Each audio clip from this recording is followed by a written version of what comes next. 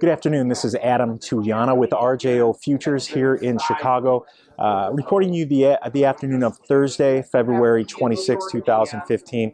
Just a quick report on the coffee market. It's been pretty volatile lately. Today, coffee in the May contract last trading at 140.70. That puts May coffee down 275. That's 275 down on the day. Pretty aggressive move today. We've seen some continued sell-off over the past week, continuation of this downtrend that's been in place for a little while. Just for a frame of reference, 140 is where it's at right now. A week ago today, we were at 160, so we've seen some pretty aggressive. Once that 161 area of support, well, it should have been strong support, was violated. We've seen some really good follow-through selling since that point. So strong dollar on the whole. We've seen a rallying dollar market. We've also seen some strong equities markets too. You have the S&P back over 2100 right now, looking to try and hold some support there.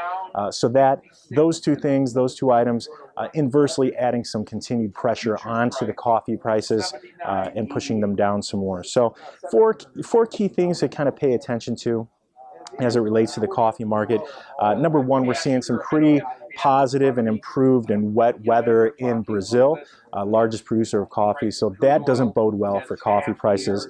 Number two, we're seeing some really weakness in the Brazilian currency, also doesn't bode well. Number three is we're seeing some sizable crops reported out of both Colombia and Vietnam, number two and three producers of coffee in the world market. And then number four is we're seeing some high open interest at the same time as the price has been selling off. And open interest has been high, so that also will put some continued pressure and helps point us in the right direction as far as where we will see prices go. And in that direction, in my opinion, will be continuation of this downtrend that's in place.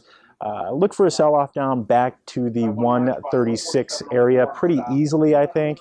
Upside resistance is 148. On the downside, we're going to talk about that 136 level being an area of support.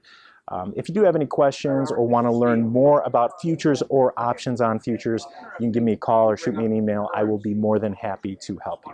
Have a great day. Futures and options on futures may involve substantial risk and may not be suitable for all investors.